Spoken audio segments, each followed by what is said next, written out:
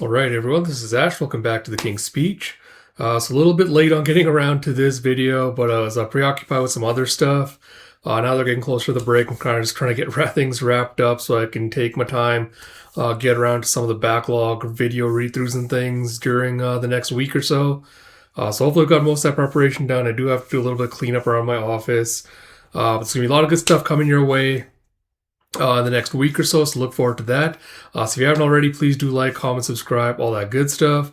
I'm also caught up with the Spy Family Season 3 of the anime. I keep forgetting that it's been airing this season, so I just keep getting like episodes pile up, and then I got around to it, but today I finally got caught up with it. I've been enjoying it for the most part, but it is kind of bringing back like all the issues I had with these arcs when we're going through with the manga. So the anime is still like well animated and everything is kind of just bringing all those memories back to the forefront. But without further ado, let us dive into it. Spy Family Mission 127 Part 1 by Tetsuya Endo. It's kind of weird in what I assume is the conclusion to Henderson's story or arc thing that they're going to the Part 1. Well, again, because it's usually, I feel like that's usually used for like the short mission, like extra stuff with this series.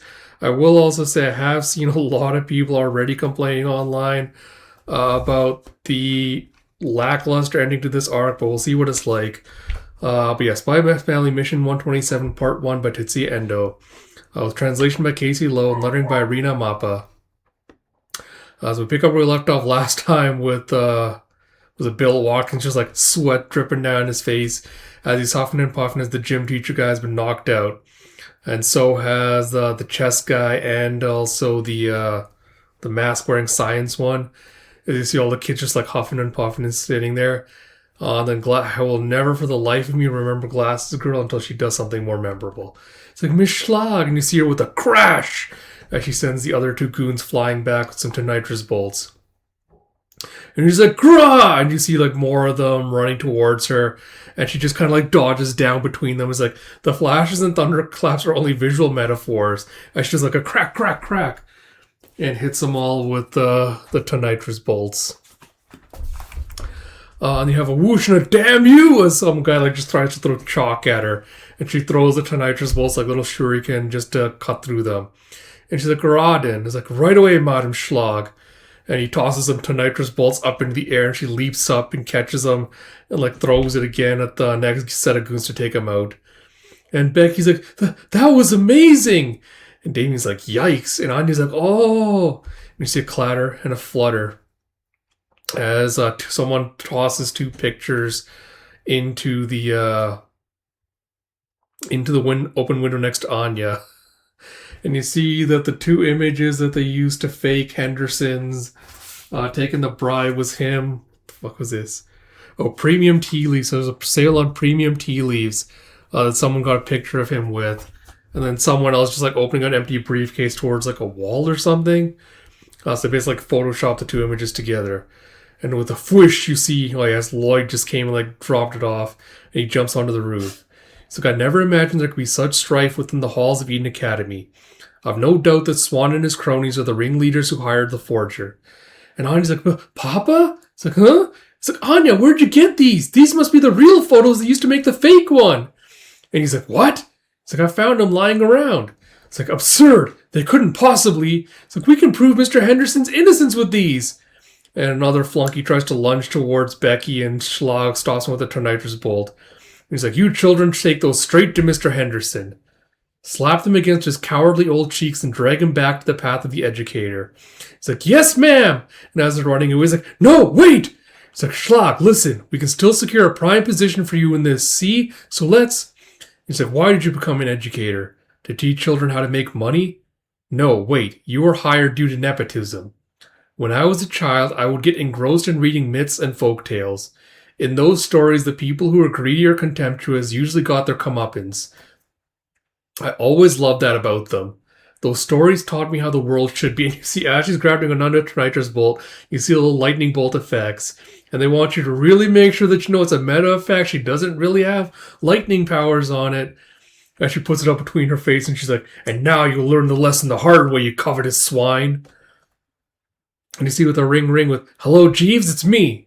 You have Berlin Ministry of Education as Henderson just slides the form across the table with, "Would you be so kind as to process this for me?" It's like, "Of course, sir." And you're thup, thup, thup, thup. It's like, "What on earth?" It's like, thup, thup, thup, thup, thup. And you see a helicopter just, fucking Christ, rich fucking kids, bro. And you see Jeeves and his cronies just with each one with a kid tied to them, jumping out of the helicopter with some parachutes. It's like, "Mr. Henderson!" And Becky's like, "What? I don't want to die. Put me down." It's like, "Descending now, madam." And I'm just like, "Wee!" Just having the time of her life. It's like, "What's happening? Are we at war?" It's like, "Put me down." It's like, "We are down." It's like, "Do it again. Do it again." It's like, "You need to hurry inside, Miss Anya." It's like, "Mr. Henderson." It's like, "You kids." It's like, "Young miss." Like, "Don't submit that resignation. We found proof you were framed. We know who's behind it." It's like, "What? Miss Becky, you were part of this?" It's like, "Yeah, pretty incredible, right?" It's like, "Even so, I'm no longer fit." It's like, "What a humiliating photograph." It's like, "We all want you to be our teacher, Mr. Henderson." It's like, "That's right. We worked hard and believed in ourselves because of you. You're always saying that people in history are built up over time. Please don't be so eager to throw all that away. Please don't be so eager to throw away all that you've built up with this. It's not elegant." And Jeeves is like, "We've been told that these kids risk serious punishment to discover what really happened." It's like, "You kids." It's like, "However, I still..." Anya's like, "I was the one who found the bad guys and the proof. It's wrong to steal credit for yourselves." It's like, "Are you kidding me? What does it matter who did what at this point?" And Becky's like, "Yeah, and if we hadn't all worked together, none of that would have happened." He's like, "Squabble, squabble, squabble, squabble." He's like, "You kids." It's like, "You said it yourself long time ago. Education is how we'll put an end to conflict." It's like, "This sort of petty quarreling is not exactly what I had in mind." It's like, "Dummy, jerk." I think's back to Baby Donovan saying, "We'll never be free of war. One shouldn't expect anything of those who have disappointed you once already." It's like, "You're a fool, sir. That's a preposterous way to live, don't you think, Mr. Desmond?" It's like, "But maybe you're right. Maybe I have forgotten what inspired me to become an educator. Although I clearly still have a long way to go. If we gave up on everyone and everything so quickly, that would be the end of human history." It's like, "You there. My apologies, but might I ask you to make that paperwork disappear?" He's like, "Huh? Mr. Henderson?" He's like, "It seems I don't have the option to say I'm weary. But I can at least try to persevere long enough to see these children graduate from their sniveling, from their elementary phase of education." And Martha's like, "You don't have to make everything into some grand proclamation. If you want to go back, just say so."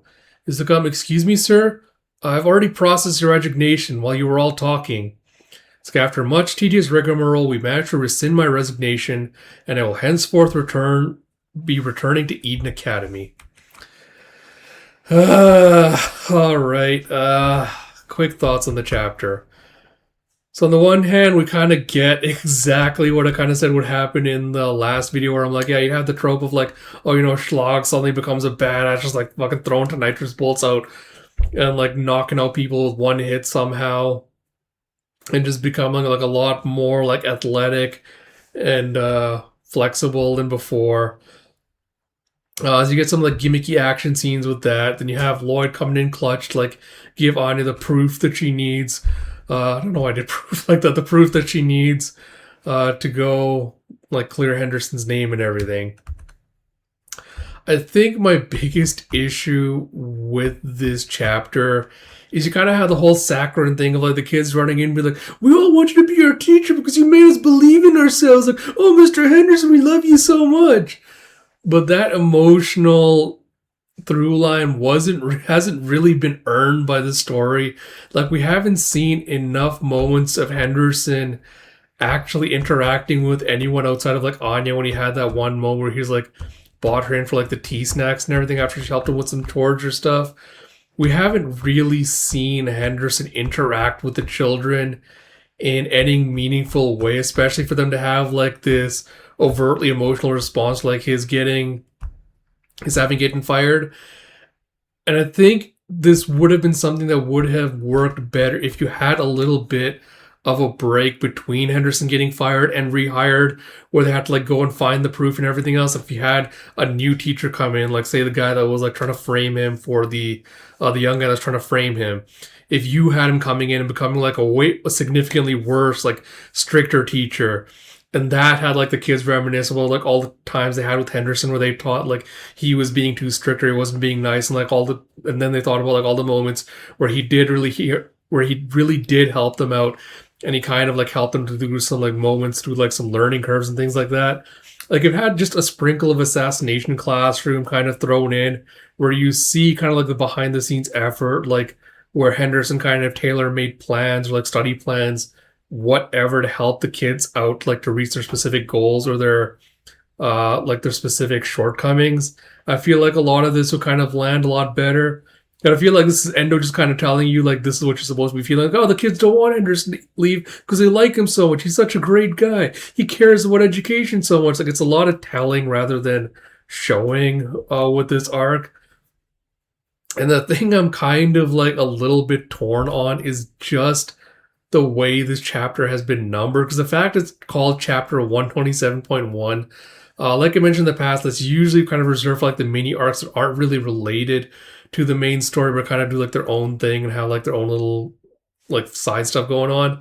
So the fact they decided to do the conclusion as 127.1 kind of makes me want to wait to see if there is going to be like a little bit more development or follow up on some of the stuff that was introduced in this last thing about like the whole nepotism angle about like people buying their way into Eden Academy for their children and stuff like that.